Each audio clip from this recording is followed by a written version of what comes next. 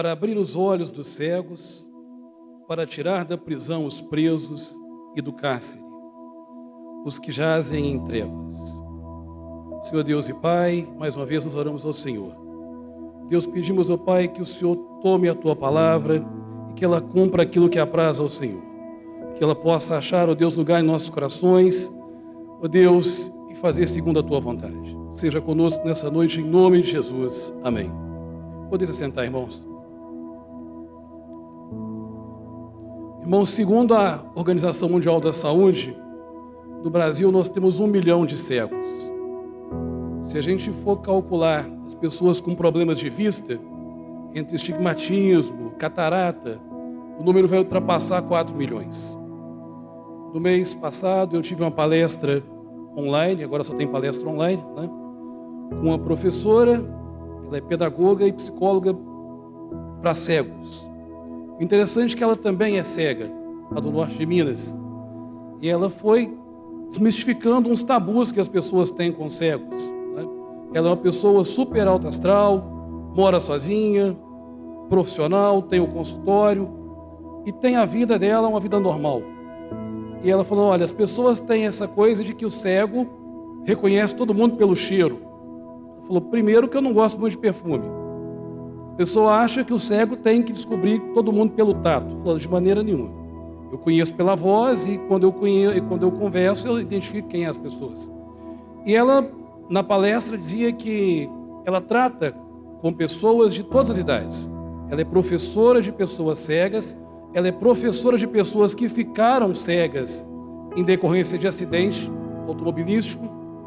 Tem várias pessoas, se você olhar, que ficam cegas após batidas de carro, acidentes de veículo, pessoas que já nasceram cegas e pessoas que ficam cegas também por enfermidades, principalmente o câncer. E ela destacou o caso de uma criança de 4, 5 anos, quando na primeira consulta a criança chegou e perguntou para ela, falou, tia, a criança havia ficado cega por causa de um câncer. Falou, como que eu vou enxergar a partir de agora? Ela falou, olha, faz silêncio.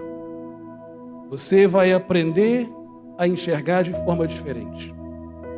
O que é que você está ouvindo? Você está ouvindo o barulho do vento? Ele falou, tô. Você está ouvindo o barulho das folhas? Ele falou, tô.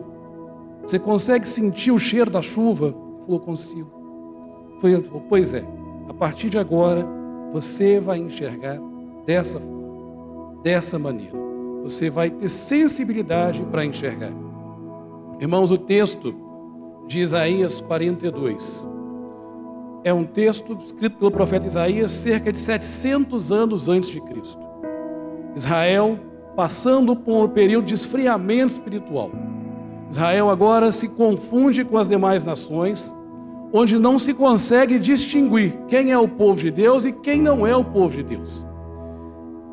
A gente pode fazer uma divisão no livro de Isaías, a grosso modo, em 3 etapas. Deus vai trazer à tona o pecado do povo de Israel. Deus traz o pecado à tona. Deus vai advertir Israel e vai estabelecer a punição de Israel. Se não me engano, foi o Gabriel pregou quarta-feira sobre a consequência. O pecado sempre vai ter consequência. O pecado, ele vem acompanhado da consequência. Mas Deus também traz no livro do profeta Isaías a promessa de restauração do povo de Israel. Uma restauração que se daria com o nascimento de Cristo cerca de 700 anos depois.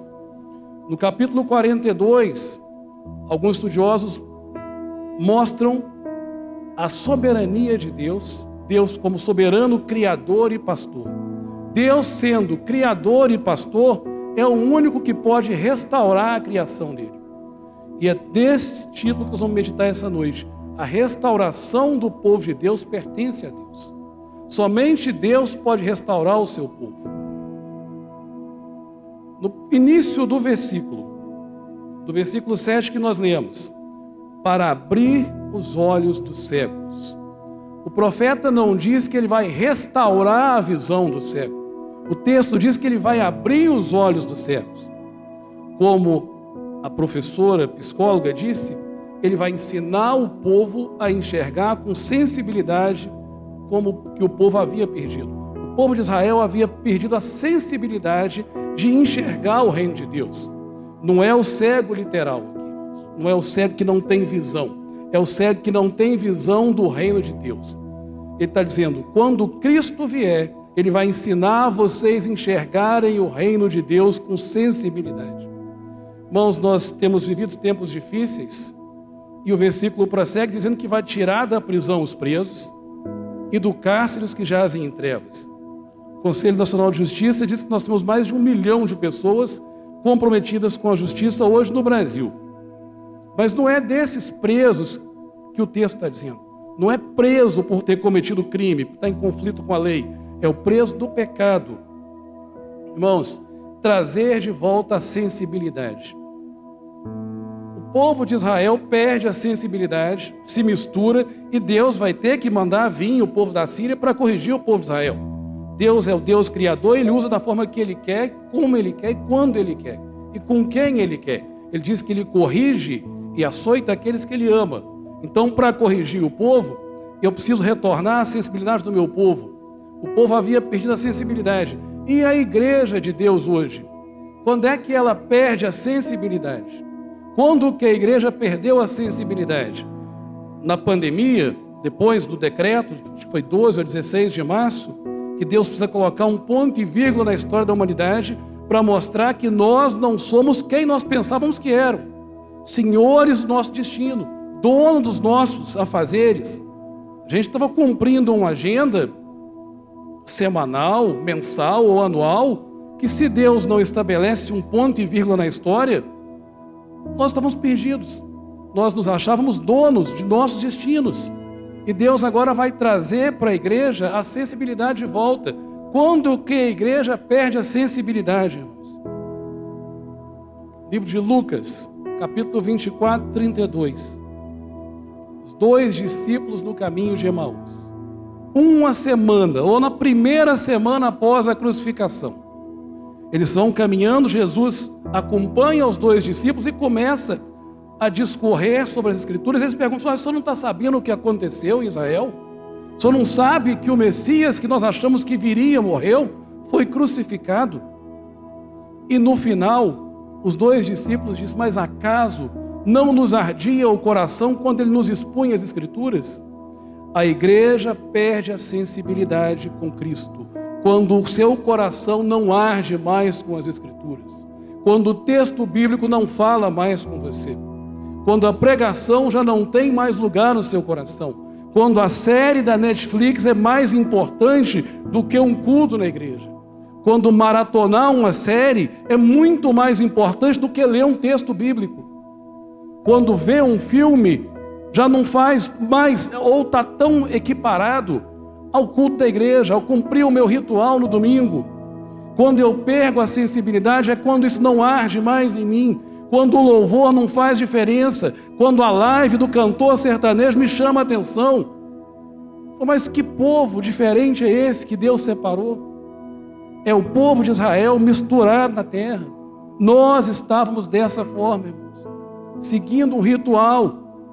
A Escritura não ardia mais nos nossos corações. A vontade de ler, de buscar, de fazer um culto doméstico já não se fazia mais presente nos nossos corações. A vontade de vir para a igreja já tinha ido embora. Deus precisa agora restaurar em nós essa sensibilidade. Outro texto em Atos 3, versículo 6, Pedro e João na porta do templo. O paralítico olhando, todo mundo passando, e ele olha para Pedro e João, falou, o que vocês têm para me dar? Vão me dar uma esmola? E Pedro falou, olha, nós não temos ouro nem prata, mas o que nós temos, nós podemos te dar. Levanta e anda. Nós perdemos a sensibilidade quando o poder de Deus já não está mais em nós. Nós queremos transferir para outra pessoa. Aí eu preciso disso e disso. Não, eu só tenho ouro e prata. Não, a minha igreja pode te dar a cesta básica. Não, nós podemos pagar a sua conta de luz. Irmãos, que igreja é essa? Que povo de Deus é esse? Ah, você pode orar por mim? Não, eu vou te levar lá no meu pastor, que ele vai orar por você. Nós somos a igreja de Cristo na terra. Nós somos o povo de Deus. Por que eu não posso fazer isso? Porque eu não estou mais sensível ao reino de Deus. Porque eu perdi a minha sensibilidade. Os meus olhos precisam ser abertos. Eu preciso ser liberto, eu preciso ter essa restauração com Deus. A minha igreja já não é mais aquela que arde com o texto bíblico. Eu quero disputar com alguém quem prega melhor, mas o texto não faz diferença no meu coração. O texto não produz mudança na minha vida. Acaso não nos ardia o coração quando expunha o texto bíblico? O que é que você tem para me dar? Ouro e prata? O texto diz que Pedro e João falaram: olha para nós, olha para a minha vida, olha para mim, pode me imitar que eu sou imitador de Cristo. Você pode falar isso para as pessoas lá fora? Olha a minha vida, ou eu não posso nem abrir o meu Facebook, o meu Instagram. Oh, meu Deus, esse moço é crente? Não é possível. Olha para a minha vida, olha para nós. Nós não temos ouro e prata, nossa igreja não tem ouro e prata, mas o poder de Deus permanece na nossa igreja, permanece na minha vida.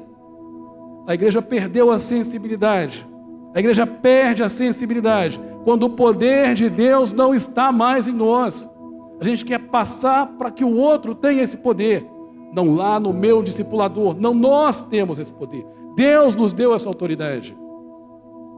Olha o que Agostinho, o Santo Agostinho diz, Agostinho de Hipona, bispo de Hipona: quando apraz Deus punir a corrupção dos homens com penas mesmo temporais, os bons são castigados de mistura com os maus, castigados com eles, não por viverem como eles, mas por gostarem como eles, embora menos da vida temporal que deveriam desprezar. Esse livro é o livro Cidade de Deus. Não é a Cidade de Deus do Rio de Janeiro, não é a favela, não é a cidade celestial. Agostinho, no século V, está falando sobre Roma, sobre a queda de Roma depois da invasão dos bárbaros, e ele vai trazer esse comentário que os bons, que somos nós, o povo de Deus, quando Deus resolve punir a humanidade, que isso é a hora que Deus bem entender, que nós não merecemos. Ah, mas Deus está tratando com o povo, com o coronavírus. Se Deus quiser tratar, irmãos, Deus é Deus. Se Ele fizer, Ele é Deus. Se Ele não fizer, Ele continua sendo Deus. Nós não temos nenhuma autoridade para rejeitar a ação de Deus na terra. Nós não temos isso, os homens não têm esse poder. Mas nós gostamos dessa vida que nós estamos levando. A gente estava gostando de um ritmo de vida diferente do povo cristão, do povo que Deus separou, de um povo que misturou no meio da terra e estava vivendo como se Cristo não fosse voltar, ou como se nós não tivéssemos um padrão de vida diferente. Agostinho falou: eles não gostam tanto, mas eles gostam um pouco. Eles gostam do churrasco no final de semana, eles gostam da live também, eles gostam do Instagram, gostam do Facebook, eles gostam menos. E o pior, que a gente fica gostando menos, mas pecando como os outros que gostam tanto. Então Deus vai ter que tratar com o povo de Israel. Nós somos o povo de Deus. Se Deus não trouxer para o povo dele a sensibilidade de volta. Comentava com a minha esposa, a esposa da gente é que acaba sofrendo com as pregações. Você prega primeiro para a esposa, depois você prega lá no banheiro, você prega no espelho, você grava a pregação, você ouve de volta, você comenta. Se Deus não restaurar a igreja no meio dessa pandemia, irmãos, nós estamos perdidos. Se Deus não buscar o povo dele durante essa pandemia, nós estamos perdidos. Ou a igreja vai se descambar de vez, ou ela vai virar a igreja de Cristo na terra. Que se é impossível que uma pandemia dessa proporção não vai despertar o povo de Deus. Não tem lógica. Não tem razão de existir uma pandemia dessa. Nós estamos esperando todo dia boletim médico. Todo dia. Hoje vai ser mais quantos? Hoje foram mais 50. Ah, mas morreu 43. Não, vai chegar nos 150. Até agosto vai chegar. Mãos, se o povo de Deus não se humilhar, não orar, não se converter dos maus caminhos, Deus não vai agir, irmãos. Deus não vai agir. Isso depende do povo de Deus. Nós temos o poder nas mãos. O povo de Deus, irmãos. Agora você não sabe se é mais importante fechar o supermercado ou se fechar a igreja. O povo fala: não, vamos fechar a igreja. Esse povo não faz diferença. Não, mas deixa o supermercado aberto e a academia. Se fechar a academia, nós vamos para a rua. Irmãos, o povo de Deus tem que tomar postura de povo de Deus. tem que ter sensibilidade ao povo dele. Nós precisamos clamar por essa restauração. O autor da obra é quem pode restaurar o povo. E o texto diz, versículo 7, tirar da prisão os presos. Então Cristo vai vir e vai se filiar ao PCC e vai quebrar as cadeias das pessoas? Não, irmãos.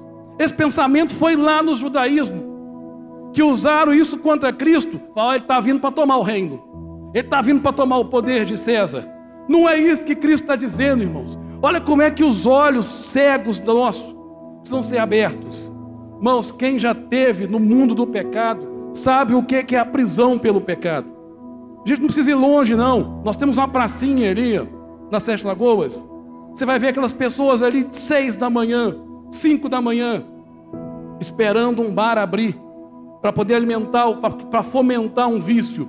É isso que é o preso pelo pecado. Ele não consegue largar esse vício de maneira nenhuma. Ele não consegue sair dessa prisão. Ele não sai. Se Cristo não tirar, ele não sai. Mas o meu parente bebe, o meu parente não vem. Se Cristo não libertar, se Cristo não tirar, ele não vem. Ele não vem. A ciência não tem esse poder.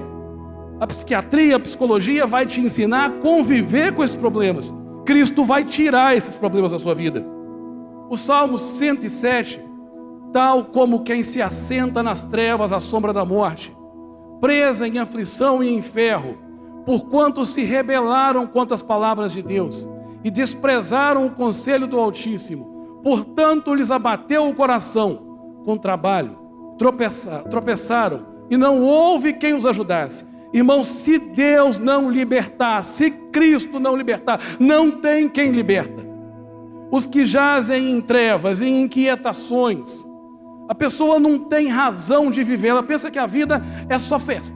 É festa final de semana, é churrasco, não tem um sentido de viver. Que vida que é essa? Eu vou na igreja domingo e segunda-feira eu vou começar e no próximo domingo eu vou. A pessoa ela não tem um objetivo, ela não sabe o porquê, qual que é a razão de viver dessas pessoas. Fred pregou aqui há 15 dias atrás que os crentes precisam ser luz do mundo. Irmãos, onde é que nós estamos sendo luz para alguém? Que luz que eu estou levando para alguém? Que dificuldade que é essa que nós temos de perdoar as pessoas? Foi pregado nessa quarta-feira agora. Que povo de Deus é esse? Que não consegue ser luz nem sal e nem perdoar as pessoas? Nós conhecemos a Bíblia de capa a capa. Nós sabemos o que temos que fazer. Mas nós não conseguimos fazer. E o problema maior, irmãos, Isaías profetizou há 700 anos atrás. Profetizou que Deus ia fazer. Ia abrir os olhos dos cegos. Ia tirar do cárcere os que estavam em pecado. E trazer luz para aqueles que estavam em trevas. Problema maior do cristão. Há 2000 anos atrás, essas profecias se cumpriram em Cristo. Essas profecias já se cumpriram. Elas não vão acontecer, elas já aconteceram.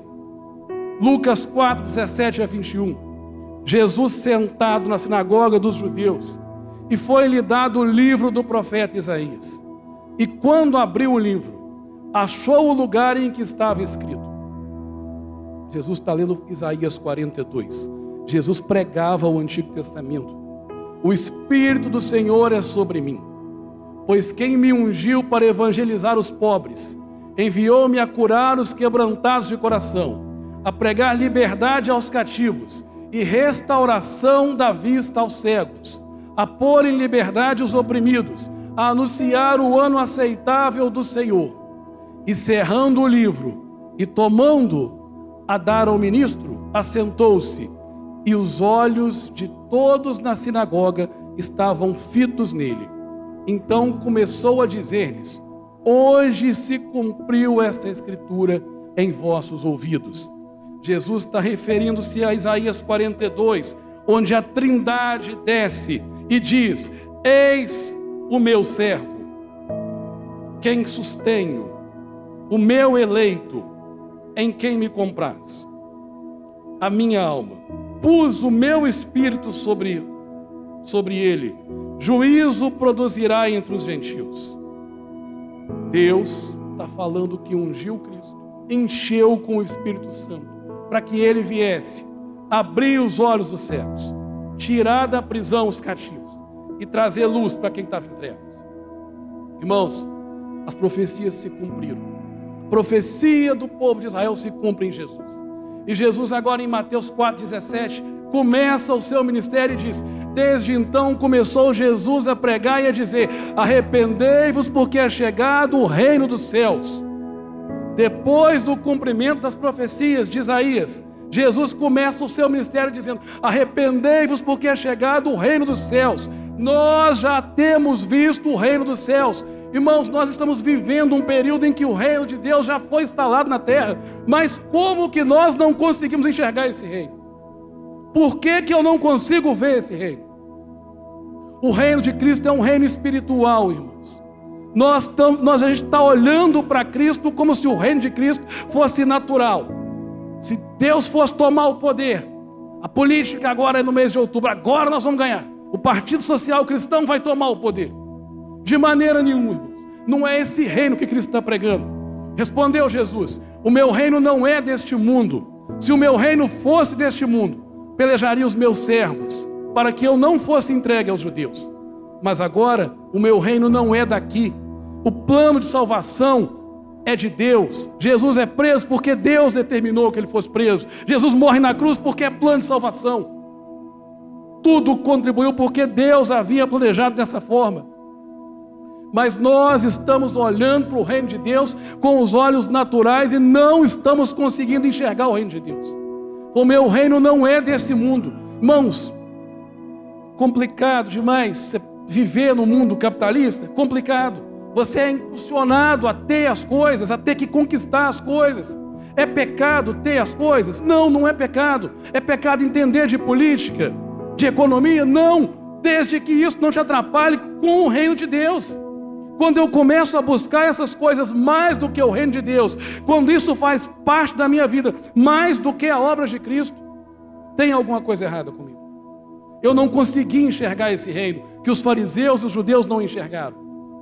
E interrogado pelos fariseus sobre quando havia de vir o reino de Deus, respondeu-lhes e disse: o reino de Deus não vem com aparência exterior, nem dirão ei-lo aqui, ei-lo ali, porque eis que o reino de Deus está entre vós. O reino de Deus ele é estabelecido no coração das pessoas. Se eu não mudar de vida, não vai adiantar.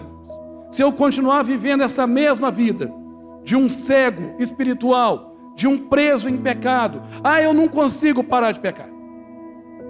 Não, tem pecado que eu não dou conta.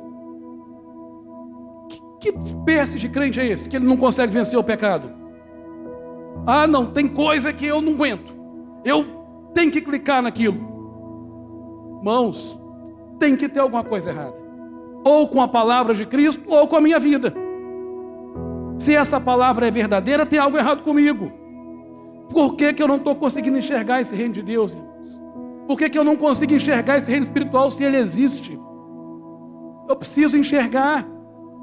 Quando é que vai ser? Não, ele já está. Há 2000 anos se cumpriu a Escritura. De novo, Agostinho. Livro Cidade de Deus, quem quiser lê-lo, um livro interessante, ele vai estar tratando com a cidade de Roma, por que que os deuses de Roma não conseguiram livrar Roma. Mais de 10 mil deuses. E ele fala, a humanidade sempre foi acometida por diversos males, sendo que os ímpios vão maldizer a Deus por causa desses acontecimentos. Mas Deus é ruim, porque está acontecendo isso, porque teve um terremoto no México, porque teve um tsunami, Deus é ruim. Isso é papel de quem não conhece Deus. Isso sempre vai existir, sempre existirão. Sempre existiu no passado, vai existir no futuro. Mas cabe a nós dizer que Deus é bom e misericordioso. Saber do nosso estágio de pecado, da nossa vida em pecado. Se não fosse Deus, aonde é que nós estaríamos hoje? Se não fossem as misericórdias de Deus, de pegar quem estava morto. Onde que morto tem algum direito? Onde que morto tem algum desejo? Só com Deus. Não, você está morto, vem cá que eu vou te dar vida. Você crê em mim, você vai ter a vida eterna. Irmãos, nós precisamos enxergar esse reino de Deus. O que está te atrapalhando? O que está atrapalhando sua visão? O que está te impedindo de ver o reino de Deus? O que me impede de ver o reino de Deus? Ah, é o meu trabalho, porque eu trabalho demais? Ou é porque eu não tenho trabalho? Ou é porque eu estou preocupado demais se vão me mandar embora? É o que está atrapalhando você de enxergar o reino de Deus? É o que tem atrapalhado a igreja de Cristo, irmãos? É a falta de sensibilidade. O que está me atrapalhando? É o pecado? É o que tem te prendido? Ah, é a pornografia? É a televisão? É o futebol? É a Netflix? É isso que tem te prendido? Ah, não, na hora, eu não sei, eu não aguento, eu não sei, não gosto de ler. Eu não gosto de ler a Bíblia. A Bíblia é uma leitura complicada, eu não entendo. É isso que tem te atrapalhado a ver o reino de Deus? O que tem feito você retornar para essa vida sem sentido? Falar, não sei para que eu estou vivendo. É igual quando você vai conversar com alguém que a pessoa não tem religião e você começa a perguntar para ela, e depois que morrer? Ah, não vamos falar desse assunto. Não vamos falar disso. Não, depois que morrer, isso aí acabou. Irmãos, nós sabemos que isso não acabou. Sabemos que essa vida não acaba aqui. Sabemos que isso não vai terminar aqui. Irmãos, nessa noite, a gente precisa responder para nós essas perguntas. Não é para mim. Eu não tenho poder para fazer nada. Eu só estou trazendo o que Deus colocou no meu coração. O que Davi fala para Deus? Sonda-me, ó Deus. Conhece o meu coração. Prova-me e conhece os meus pensamentos. E vê se há em mim algum caminho mau e guia-me pelo caminho eterno. Abre os meus olhos. Me faz ver o seu reino espiritual. Tira de mim esse peso do pecado, essa prisão que tem me atormentado. Me dá uma vida diferente. É isso que eu preciso fazer nessa noite. É isso que eu preciso pedir. Se você não tem condição nenhuma de fazer isso sozinho, você está no lugar certo, porque eu também não tenho. Se Deus não tivesse misericórdia de mim, eu não sei onde eu estava hoje não. Não sei. Não sei, irmãos. Então a gente tem que clamar quem que pode restaurar. Deus é o dono da obra. É só Ele que pode restaurar a obra dele. Então nós temos que clamar ao dono para restaurar em nós um coração de povo do Senhor, de um povo que conhece o reino de Deus, que consegue enxergar esse reino espiritual.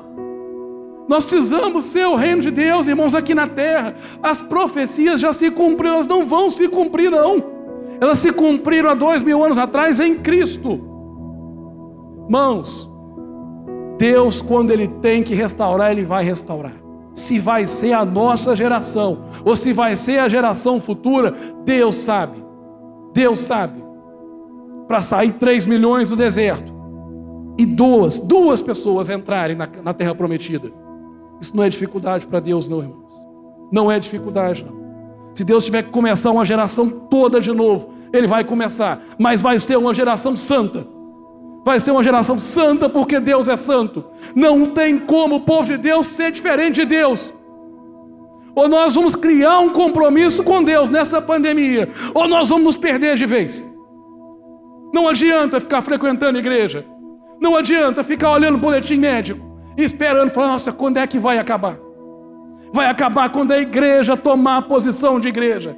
Quando o povo de Deus tomar a posição do povo de Deus, quando a sensibilidade voltar para o coração do povo de Deus, quando a escritura arder no coração novamente, quando eu tiver para oferecer, além de ouro e prata, o poder de Deus na minha vida, onde as pessoas vão olhar e ver e falar, o povo de Deus clamou, o povo de Deus agiu, o povo de Deus buscou ao Senhor. Buscai ao Senhor enquanto se pode achar.